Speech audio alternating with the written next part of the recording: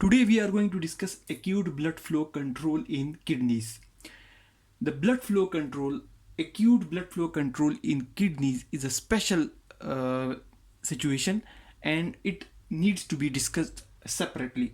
Basically, we are discussing the local and humoral control of blood flow by the tissues, and we have discussed different methods of different mechanisms by which tissues control their own blood flow. And we are basically focusing on the acute control. We have discussed the basics of acute control and different theories that explain the acute control, and in the continuation of that series we are going to check as an example the acute blood flow control in the kidneys. Now, the acute blood flow control in the kidneys is with the help of the macula densa, which is a part of the juxtaglomerular complex. Basically, in the kidneys there are a lot of nephrons, and this is basically a diagram showing one nephron. And nephron basically is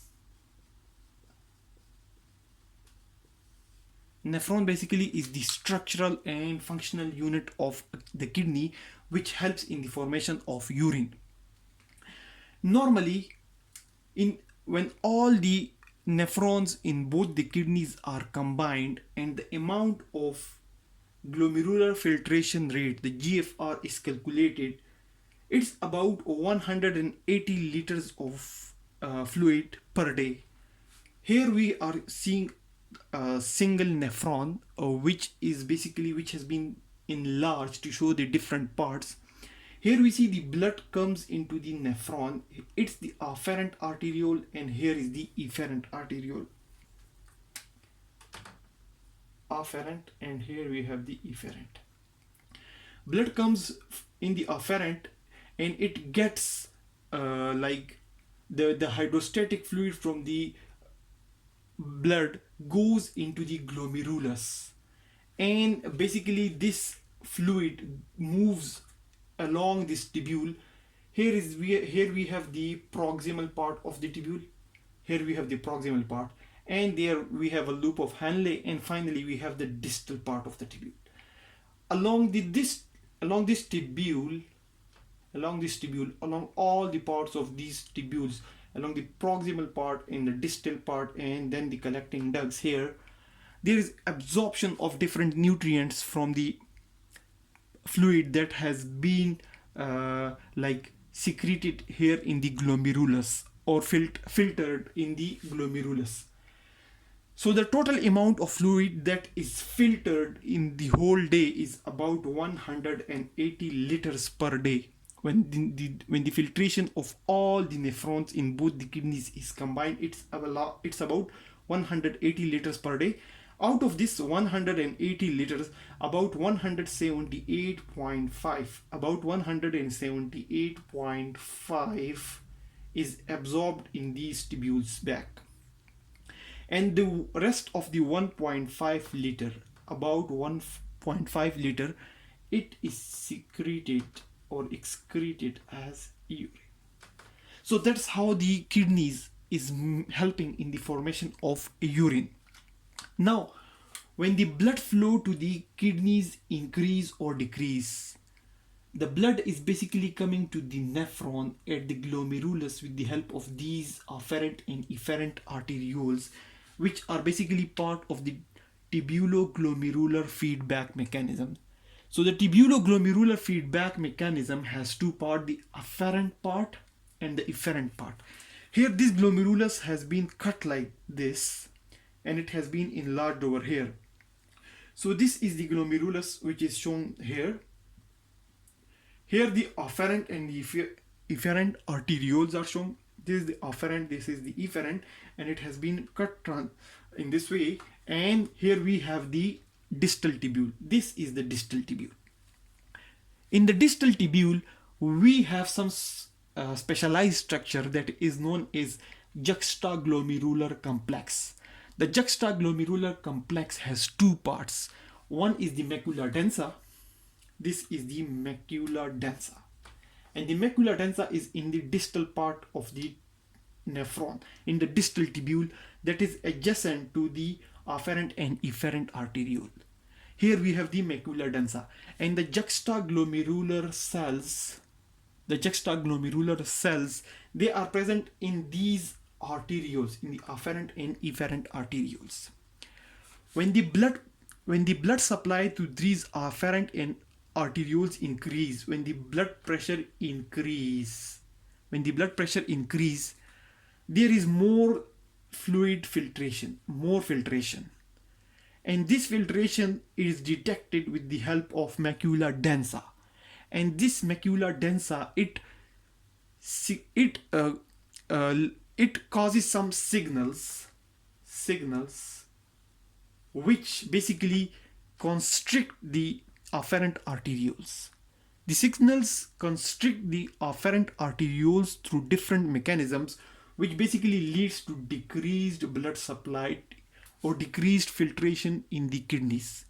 So with the help of the macula densa, with the help of signals coming from the macula densa, which is basically part of the juxtaglomerular complex that is present around the distal tubules, the signals generated, it helps in the increase or decrease of blood that is filtered in the glomerulus. So when the blood pressure increases, signals come from the macula densa. These signals causes changes in the afferent arterioles, so that the blood supply, the afferent arteriole constricts and the blood flow here decreases. So the blood flow is controlled acutely in the kidneys this way.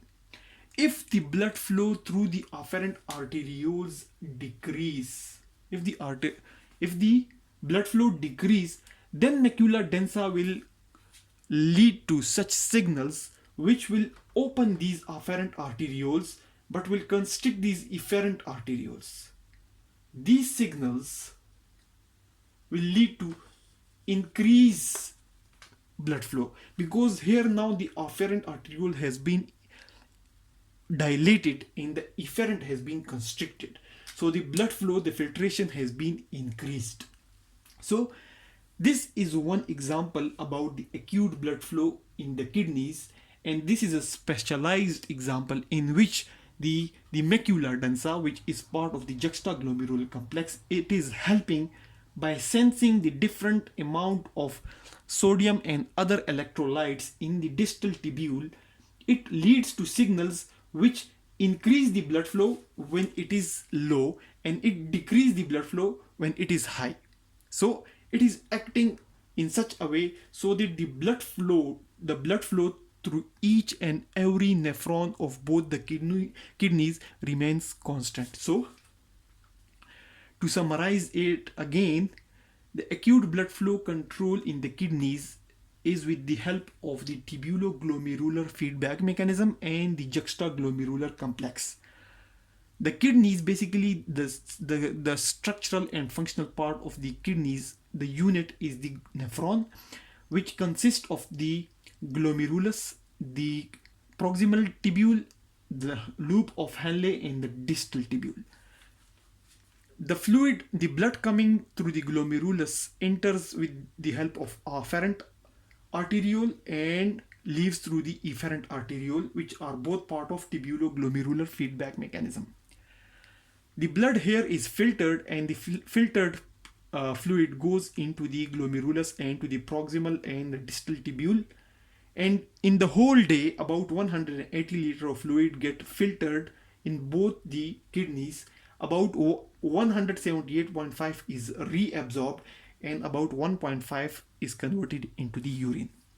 If anyhow, through any conditions, the amount of blood or the arterial pressure increases in the afferent arterioles, this will lead to increased filtration. The increased filtration will be sensed by the macula densa, which is part of the juxtaglomerular complex, and it will lead to such signals which will constrict the afferent arterioles, and the filtration of the fluid and the blood supply will decrease.